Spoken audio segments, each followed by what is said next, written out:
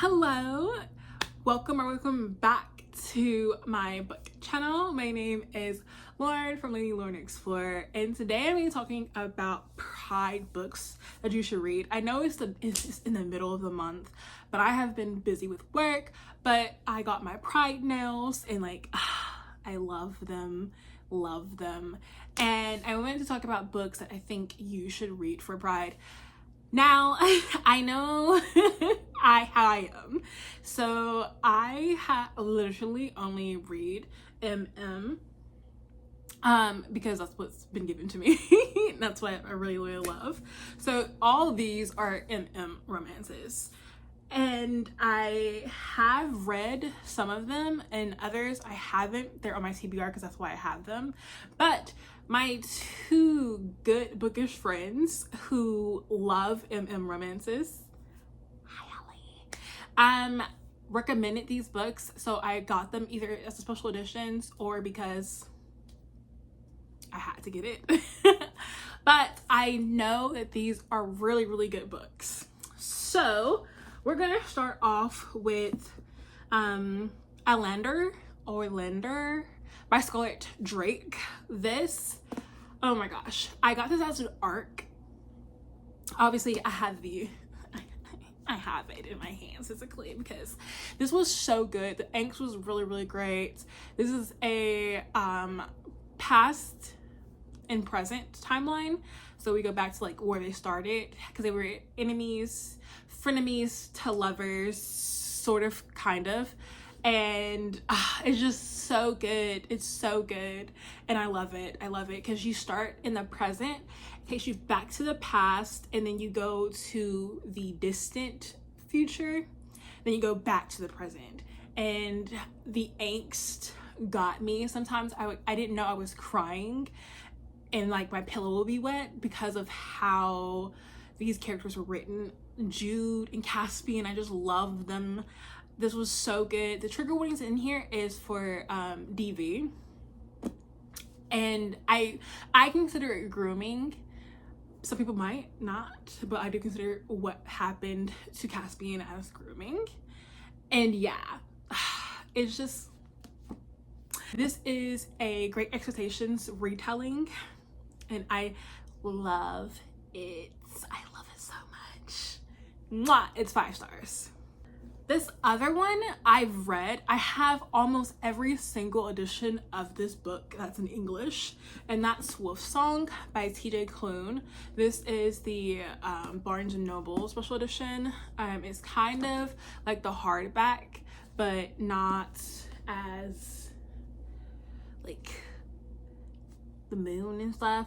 I think there's supposed to be a wolf too, but oh well. This is Fated Mates. It's an age gap, significant one, and it's angsty as well. It's so good because our alpha is the younger and his mate is older than him.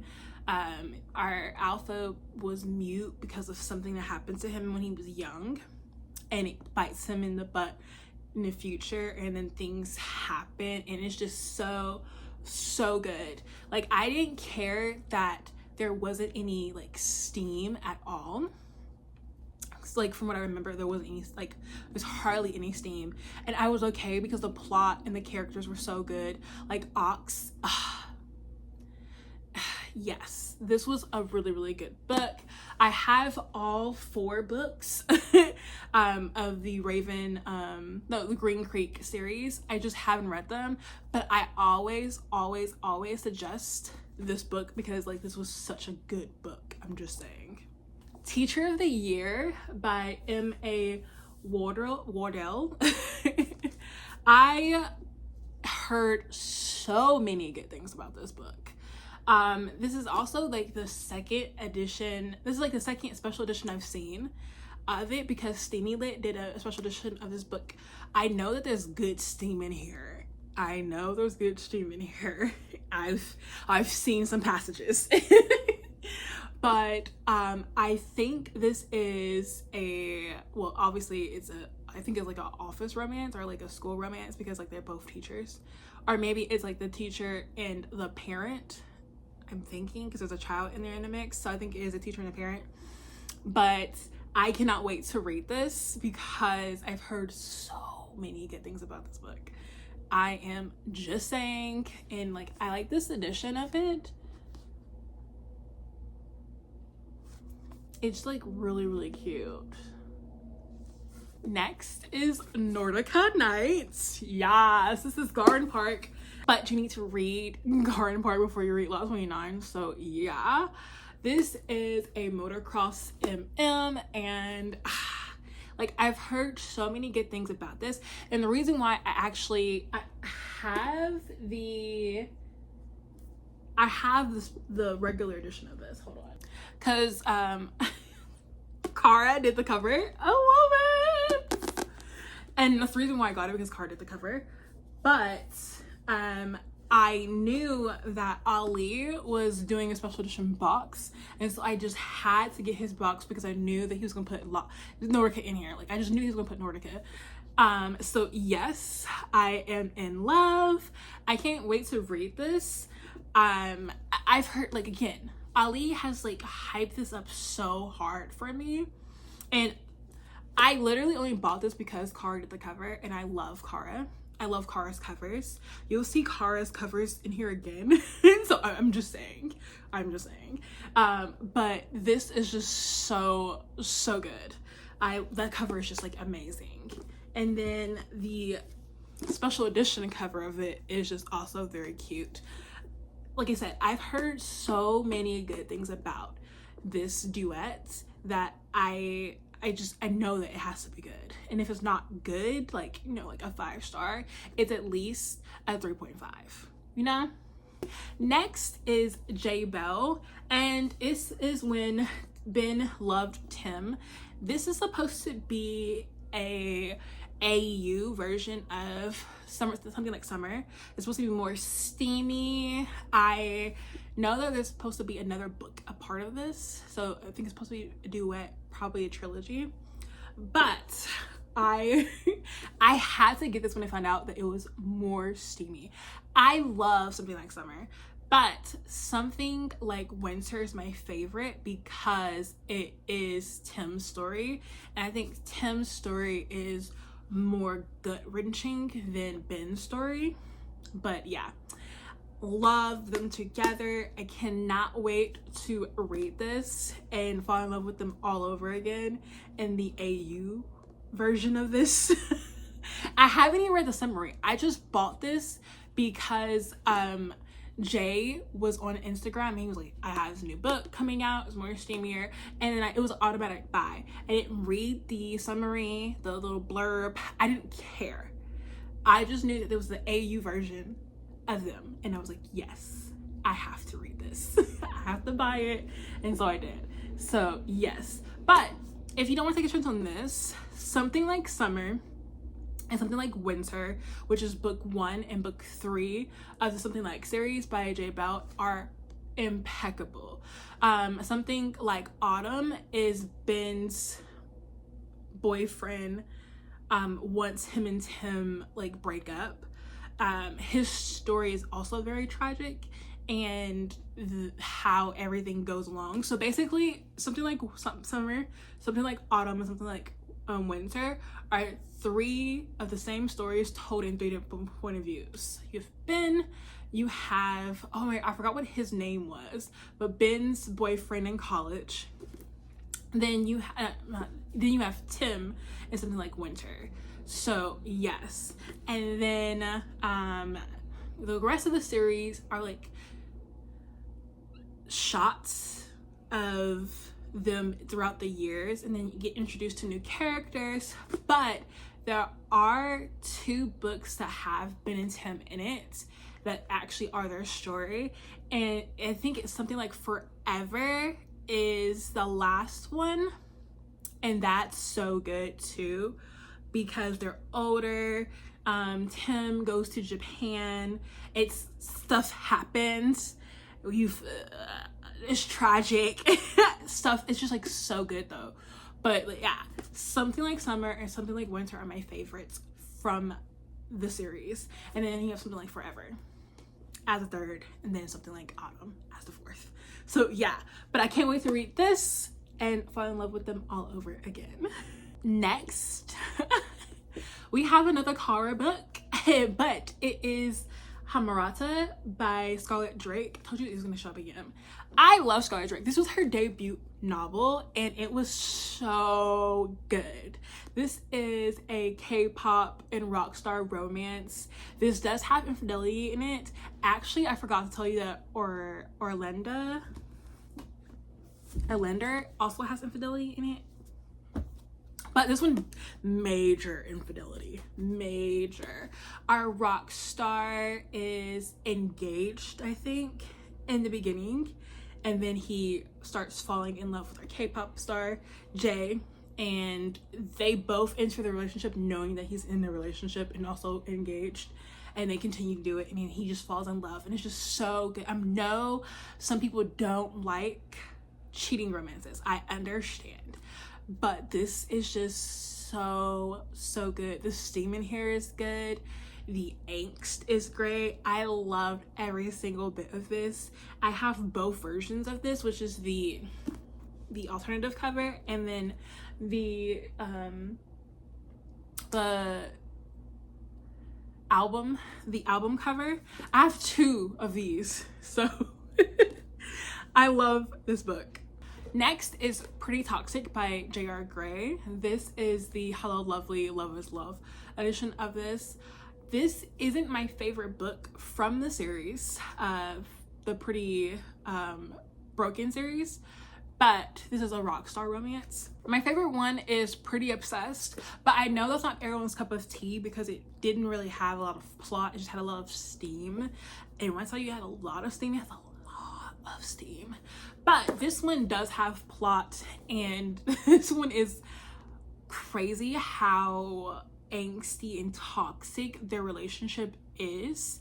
So love this. This is book 2 in the series.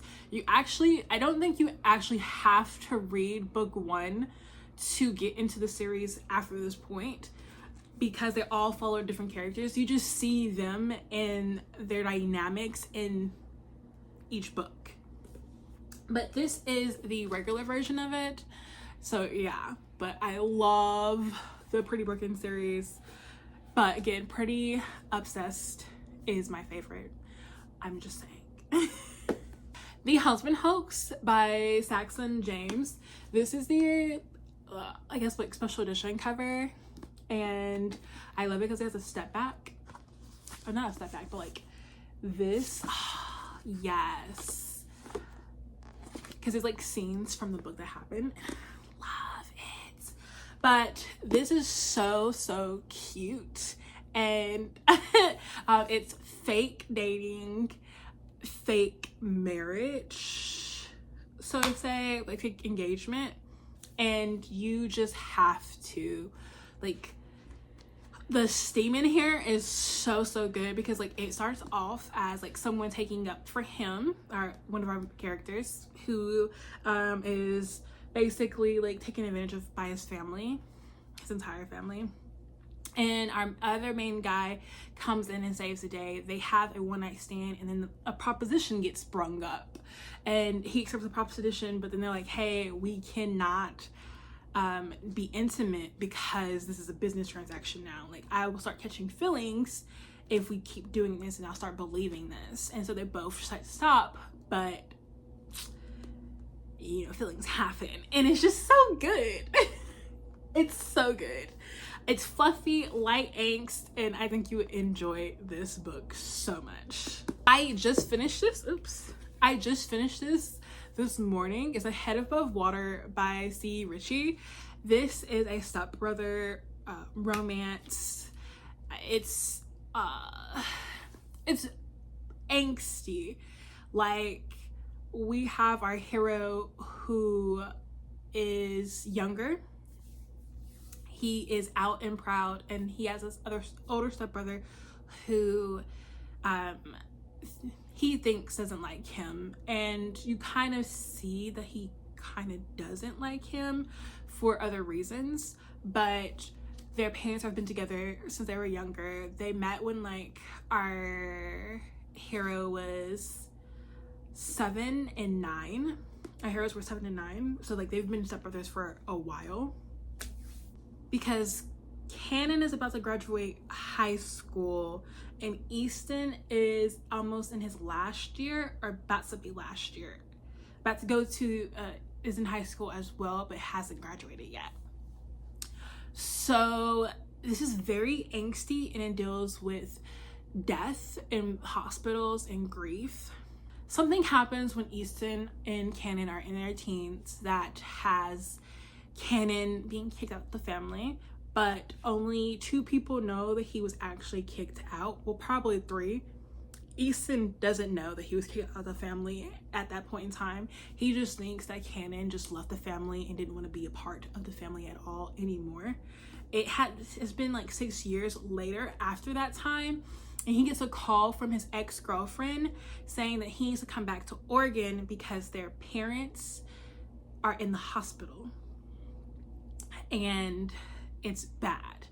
We find out that it's bad because they're brain dead, and Easton, his stepbrother, is not taking it well at all. He's also dealing with his brother being back in their lives again when their lives about to change. Like, their parents are gone and Easton's not seeing it, not trying to realize it, not trying to be in reality about their parents being gone. They're brain dead, they're still breathing, and he's like, no, I'm not pulling the plug on them. Don't pull the plug on them, please. Like, why are you here? You don't even care about them. You don't want to be part of this family. Why do you make decisions? It's just like a really bad time. And during this grief process, Cannon starts realizing and falling for his stepbrother. Think about it, Cannon is about to get married. I think he has like 3 months until his marriage. So yeah, it's nuts. It's nuts.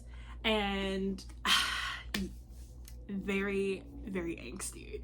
The grief is heavy in this. The grief is definitely heavy in this. But this is the website edition, and then this is the regular edition, and I enjoyed it. Last but not least is Enough by Melanie Harlow and David Ravana. I'm saying that so wrong. But this is basically a one-night stand that keeps happening, and our hero, one of our heroes, David, he is basically in denial. He keeps seeing this as a one-night stand. Like, this is not commitment. This is not him being in a relationship. They do relationship things, but they're not in a relationship. And our other hero is like, I want a relationship. I want commitment. I don't want to keep waking up and then you're gone and then you come back at night, or we keep doing coupley things and we're not a couple, and you keep leading me on, and I need to build myself up. I need to be the person to know when enough is enough. I can't be in this relationship with you, this situationship. I deserve more. And is he strong enough to walk away? So yeah. That is it. I hope I showed you some books that you haven't seen. I know some of them you have, but the books that I know, I've read myself, I enjoyed, especially the Scarlet Drakes, the J Bells. I'm just saying, TJ Klune. But the other books I are really, really good from what I've heard from other people. And I wouldn't have suggested if I didn't trust these people's judgment, because I also have them on my TBR. So yeah. But my name is Lauren. I will see you all in my next video, and I hope you all have a wonderful day, evening, night, wherever you are in the world. Bye. ギリギリでいつも生きていたいから